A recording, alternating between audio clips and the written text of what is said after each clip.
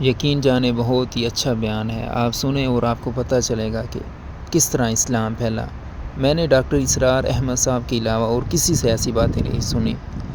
اللہ تعالیٰ ڈاکٹر اسرار احمد صاحب کو جنت میں اعلیٰ مقام عطا فرمائے۔ آپ سنیں اور آپ کو پتہ چلے گا کہ اسلام کس طرح پھیلا اور کتنی انسانوں نے مشکلات جھیلی ہیں۔ آپ سنیں۔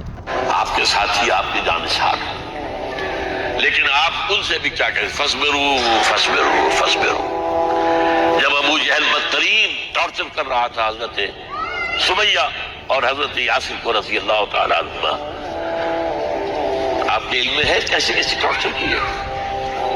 جوان بیٹے کو باندھ دیا ایک ستون کے ساتھ، اس کی نگاہوں کے سامنے برہدر کیا ماں کو۔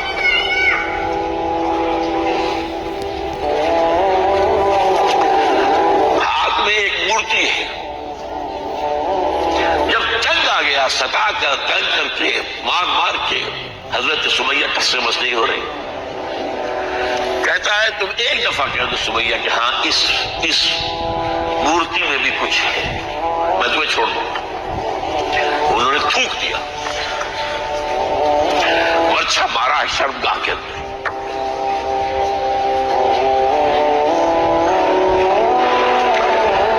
کتنی تکلیف پہنچی ہوگی ان کو،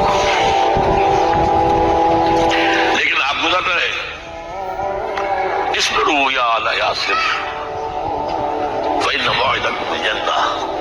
اے یاسر کے گھر والوں صبر کرو، تمہارے استقبال کی تیاریاں ہو رہی ہیں جنت میں۔ یہ سیرت کوئی بناتا سناتا ہے، یہ سیرت۔ یاسر کے ساتھ کیا کیا ہے؟ 4 اونٹ نر سانڈ، اور ان کے ساتھ رسے باندھ کر ایک رسے سے ان کا ایک بازو باندھا، ایک سے دوسرا بازو، ایک سے ایک ٹانگ، دوسرے سے دوسری ٹانگ، انہیں دوڑایا ہے کہ پرکھتے ہو جیسے قسم کے۔ یہ دین ایسے ہی قائم نہیں ہوا، عدل و انصاف کا نظام ٹھنڈے ٹھنڈے قائم نہیں ہوتا، گھر میں آرام سے بیٹھے ہوئے قائم نہیں ہوتا۔ اور سنیے، 3 برس شیب بنی ہاشم کے تو قید ہے، 3 برس، اور یہاں کی قید پر قیاس نہ کریں۔ یہاں تو جیل میں کھانے کو ملتا ہے، راشن ملتا ہے، جیسا بھی ملتا تو ہے نا، اور لیڈروں کے لیے تو کلاس 1 لاکھ 20 لاکھ ہے، تو ان کا تو لیڈر تو لوگ جب آتے ہیں جیل کاٹ کے معلوم ہوتا ہے کہ شاید کسی صحت افزا مقام سے تشریف لا رہے ہیں۔ وہاں کیا تھا؟ ٹوٹلی بائیکاٹ، ایک گھاٹی، ادھر پہاڑ ادھر پہاڑ، دونوں طرف جو ہے پہرے، کوئی کھانے پینے کی چیز اندر نہیں آئے گی، اور پورا خاندان بنی ہاشم، وہ بھی کہ جو ایمان نہیں لائے، وہ قبائلی زندگی تھی نا۔ بنو ہاشم چونکہ حضور کو پشت پناہی چھوڑنے کو تیار نہیں ہوئے، ابو طالب نے آخری وقت تک بھی ساتھ نہیں چھوڑا۔ ہاں، آخری وقت کے قریب ایک بات ہو گئی تھی، ایک مرتبہ تو ہوا کہ وفد آیا ہے قریش کا کہ اپنے بھتیجے کو روک لو، وہ ہمارے معبودوں کی توہین کرتا ہے۔ ابو طالب نے بلایا اور آپ سے کہا کہ یہ کچھ اپنے رویے کو بدلے۔ آپ نے فرمایا کہ جان، اب تو چاہیے میرے ایک ہاتھ پر سورج اور دوسرے پر چاند رکھ دے، میں اپنے اس مشن کو چھوڑ نہیں سکتا۔ یہ ہے استقامت۔ اور ابو طالب کے عین انتقال کے وقت جو حملہ ہوا، جب وفد آیا ہے کہ ٹھیک ہے اب ہمارا جو ہے صبر کا پیمانہ لبریز ہو گیا ہے، اب ٹھیک ہے آ جاؤ میدان میں، تم بھی ساتھ چھوڑنے کو تیار نہیں ہو۔ ابو طالب نے بلایا، بھتیجے مجھ پر اتنا بوجھ نہ ڈالو جو میں برداشت نہ کر سکوں۔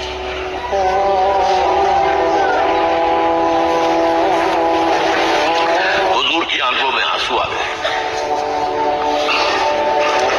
چچا جان اب تو یا یہ بات پوری ہوگی یا میں اپنے آپ کو ختم کروں، اسی میں ختم ہو جاؤں۔ 12 شیب بنی ہاشم میں 3 برس اس حال میں گزرے ہیں، ٹوٹل بائیکاٹ، کوئی کھانے پینے کی نہیں۔ کچھ لوگ تھے شریف النفس، مثلا حکیم بن حزام تھے رضی اللہ تعالیٰ، بعد میں ایمان لے آئے۔ حضرت خدیجہ کے وہ وہ رشتے دار تھے. وہ پہاڑ پر چڑھ کر ایک طرف سے رات کی تاریکی میں دونوں دروازے تو بند ہیں, پہاڑ پر چڑھ کر چوٹی سے نیچے اتر کر کوئی چیزیں کھانے پینے کی دے آئے بس کوئی اور ایک آدھ ہوگا ایسا. یہاں تک نوبت آئی ہے کہ بنی ہاشم کے یہ پھول جیسے بچے معصوم بھوک سے بلبلا رہے ہیں اور اس کے سوا کچھ نہیں ہے کہ سوکھے چمڑے ابال کر ان کا پانی ان کے حلق میں ٹپکا دیا جائے.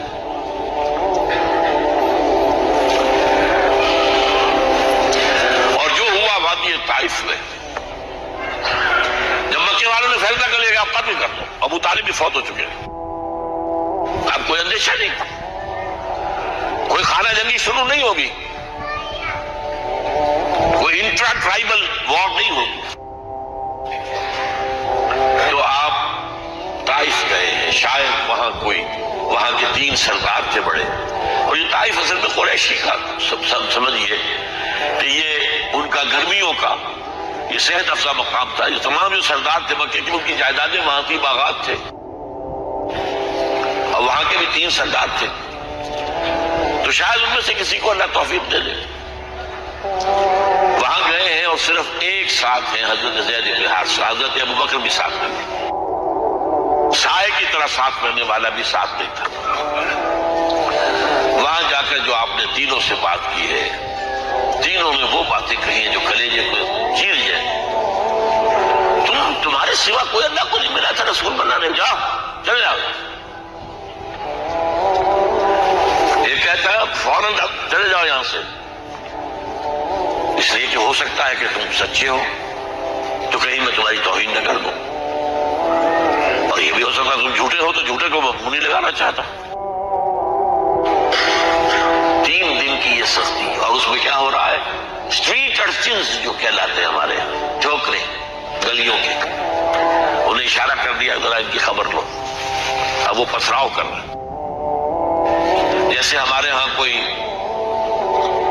آ جاتا ہے, کوئی نیم پاگل یا کوئی اور کسی طرح کا مست قسم کا آدمی, اور اس کے اوپر چھوکرے چاروں طرف ہو اور ستا رہے ہوں. یہ نقشہ تھا, اور طائف کی گلیاں تھیں, اور محبوب رب العالمین تھے. ادھر سے پتھر آ رہے ہیں تو زید بن حارثہ رکاوٹ بن گئے, لیکن پیچھے سے آ رہے ہیں, وہ کیسے روکیں گے؟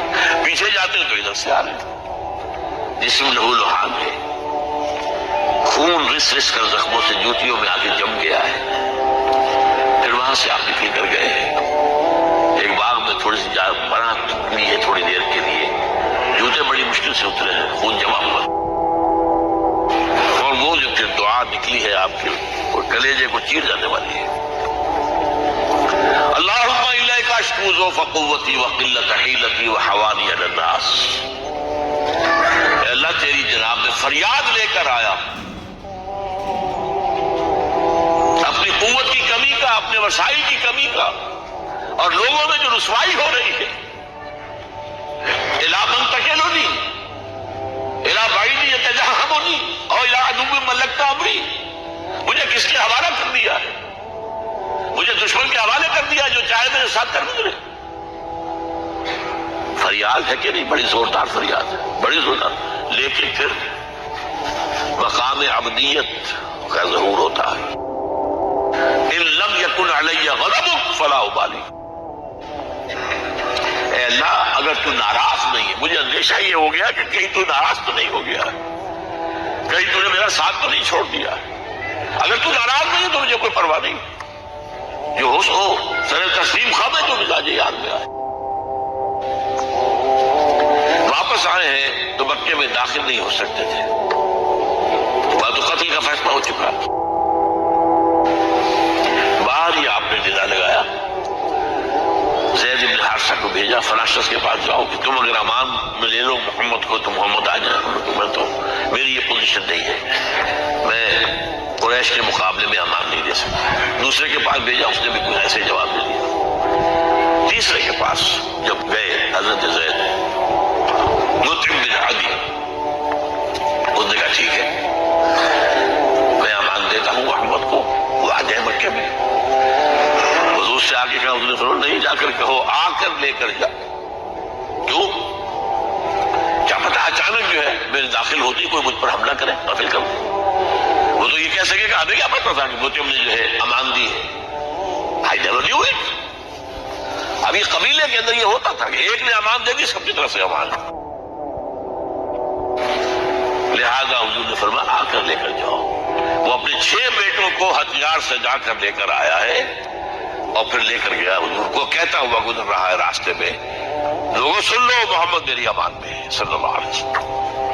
اس لیے آپ کو مکے کے اندر پھر 2-2.5 سال مزید رہنے کا موقع ملا ہے اور اتنا بڑا احسان آپ نے مانا پھر مطعم بن عدی کا کہ غزوہ بدر میں جب 70 اسیر تھے قریش کے حضور کے پاس تو آپ نے فرمایا تھا کہ اگر آج مطعم زندہ ہوتا اور وہ سفارش کرتا تو میں ان سب کو چھوڑ دیتا بغیر کسی فدیے کے. یہ چند باتیں میں نے آپ کو بتائی. باقی تو یہ کہ غار ثور ہے کیسی کیسی اور پھر غزوہ بدر سے پہلے کی رات ہے اور وہ آپ کا زندگی کا طویل ترین سجدہ ہے. اس میں جہاں تک یہ الفاظ بھی آپ نے کہہ دیا اللہ اگر کل یہ جو 313 یہاں جمع ہے اگر یہ ختم ہو گئے تو پھر قیامت تک تیرا نام لینے والا کوئی نہیں ہوگا. میں آخری رسول اور میری 15 برس کی کمائی ہے. اس وقت کہا حضرت ابوبکر 2 پہرےدار کی حیثیت سے کھڑے تھے کہ حسبک حضور بس کیجئے بس کیجئے. بہرحال بدر ہے احد ہے زخمی ہوئے ہیں دندان مبارک شہید ہوئے ہیں خون اتنا بہا ہے کہ بے ہوش ہو گئے ہیں اور خبر مل گئی ہے کہ آپ شہید ہو گئے. یہ سب کچھ اور سب سے بڑھ کر حمزہ کی لاش سامنے آئی. کیسی لاش؟ ناک کٹی ہوئی ہے کان کٹے ہوئے پیٹ چاک کر کے کلیجہ چبایا ہوا ہے. کس طرح برداشت کیا ہوگا آپ نے؟ اپنے اوپر تاریخ کر کے دیکھیں یہ حمزہ کون ہے؟ چچا ہے دودھ شریک بھائی ہے خالہ داد بھائی ہے ساتھ کا چھولا ہوا ہمجولی ہے اور اس کی لاش ہے. جو قلب اطہر پر بیت رہی تھی وہ مدینے میں آ کر ایک بڑا ماحول بدلا ہوا تھا. تب وہ بات سامنے آ گئی. جب آپ مدینے واپس تشریف لائے ہیں تو ظاہر بات ہے کہ زیادہ انصار کے لوگ تھے جو شہید ہوئے تھے. بدر میں مہاجرین تو میرے خیال ہے 4 تھے نمبر کے اندر 3/4 تو انصاری تھے. اسی طریقے سے عہد کے اندر معاملہ ہے. تو مختلف گھروں سے عورتوں کے بین کرنے کی آوازیں آ رہی تھی. اس لیے اس وقت تک بین کرنا حرام نہیں تھا قرار دیا گیا تھا ممنوع نہیں تھا. آوازیں سن کر حضور کی زبان مبارک سے نکل گیا اما حمزہ تو فلا بواکی لہو. ہائے حمزہ کے لیے تو کوئی رونے والی بھی نہیں ہے.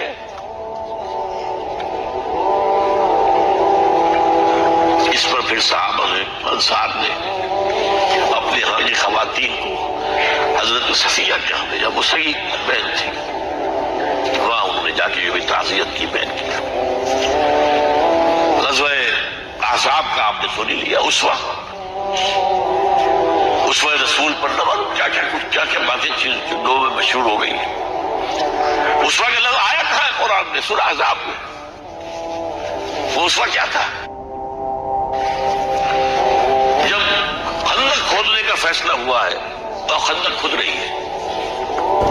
حضور بھی لگے ہوئے ہیں بھاری بھاری پتھر اٹھا کر کندھے پر لا کر باہر پھینک رہے ہیں. پتھریلی زمین تھی ایک پتھر کسی سے ٹوٹا نہیں تھا تو حضور نے جو ہے 3 دفعہ جو اس کی طرف لگائی تب ٹوٹا ہے. لیکن یہ کہ کئی دن کے فاقے ہو چکے تھے کھانے میں کچھ نہیں. پورا محاصرہ تھا 12,000 کا لشکر گھیرے ہوئے. یہاں تک کہ آپ کو معلوم ہے کہ گھروں کے اندر بیت الخلا تو نہیں باہر جاتے تھے اس کا کوئی امکان